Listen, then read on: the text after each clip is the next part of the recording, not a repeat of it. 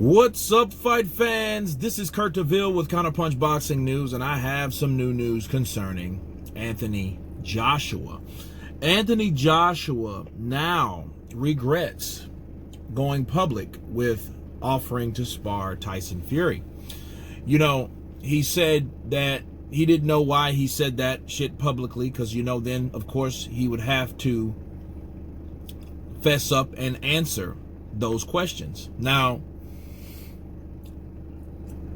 I guess he didn't expect Tyson Fury to respond so quickly to what he was talking about.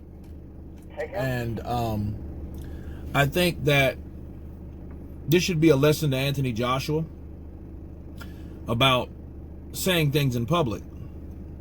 You know, because he was on a worldwide, or should I say a nationwide broadcasting network that, of course, when he talks, people listen. He doesn't talk much. He doesn't have a lot to say when it comes to fighting or sparring or his desire, or really not a lot of too much of anything. So when he says something bold and out of the ordinary, like, hey, I will go to America and spar Tyson Fury for that, I think, first of all, if he said it in public, he has to be responsible for it, because he didn't know and didn't really anticipate what was going to happen. But Tyson Fury called him out on that. Now, to be fair,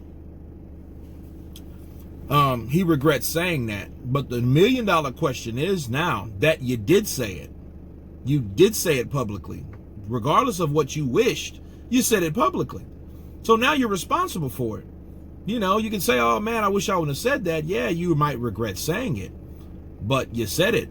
So since you said it, I think now you have to be responsible for it. Me counterpunching Anthony Joshua, if he said something to those lines, and we heard everything he said, we heard him say he offered Tyson Fury sparring to help him fight the Brit, and the reasons why. And the reasons why, because he feels that Tyson Fury would definitely fight him before Deontay Wilder would. A fight could be done, and plus he's a fellow Brit, you know, and if he does beat Deontay Wilder, a fight between those two would be massive in the UK. That's what was explained, okay? So you can't expect, because you didn't anticipate the type of reaction, to be prepared for what you say you're going to do. You have to back up your own words. If you don't back up your own words and you renege, people are going to side-eye you and scratch their head and look at you sideways. You know, and they should, because you shouldn't say things, or he shouldn't say things, rather, that he doesn't mean. All right? Or, here's the thing. We don't know if he didn't mean to say it, you know, or didn't mean to do it. Because if you say something, you have to back it up, right? Because, you know, you lose credibility when you say something and then, oh, well, you know, just say you changed your mind. If you decide to say, well, you say something and then you don't do it, just say, no, you know what, on second thought, that's not a good idea. You know, like other people would think that's a bad idea. Ask Roy Jones Jr. when Lou Del Valle sparred him, and then later on he fought him. Okay. A lot of fighters did the same thing. Golovkin and Canelo, which was longer before, but those type of things happen. But Fury and AJ has already sparred together, so I don't see why that would be a problem,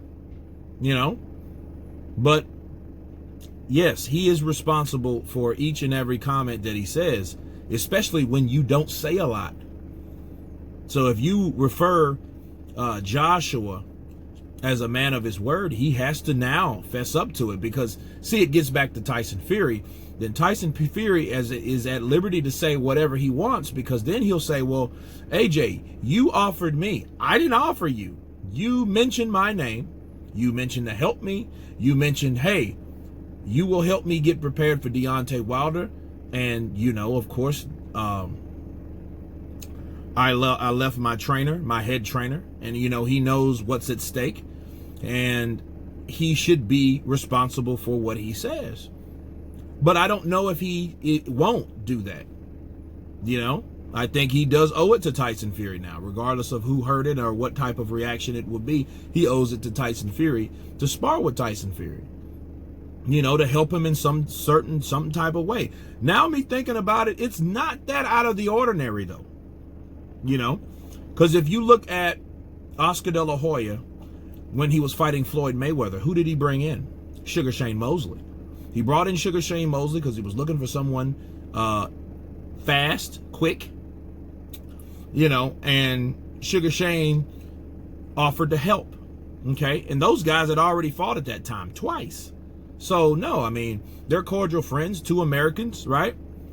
Two ex-rivals. And hey, I'm pretty sure they sparred each other in they fought each other in the amateurs and 2 times in the professional bouts, right? So it's not that much out of the ordinary for that to take place, you know, and all those guys fought each other at one point. Mayweather, De La Hoya, and Mosley. Okay, so it shouldn't be that much out of the ordinary. But again, if Anthony Joshua said that he'll offer to help Tyson Fury, as far-fetched, as weird or uncanny as it may seem, you know, people should side-eye you if you go back on your words. So I think if Joshua decides not to spar Tyson Fury, he has to be very careful on how he decides to explain that. Because if he goes there and says, hey, you know what, I decided not to do it, it's not a good idea because, you know, I'll be fighting you soon, and that's not really smart. But in this same interview, he did proclaim, like, no, it is best for sparring Tyson Fury would be my best it would be in my best interest as well. So basically, I never heard him say he wasn't going to, right? But I am saying if he isn't going to, he is subject to ridicule. That leaves that door wide open for people to blast him because he shouldn't say those type of things.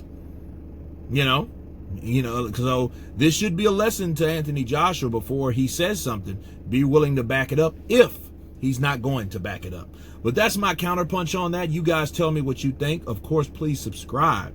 And you guys been Counterpunch. Peace.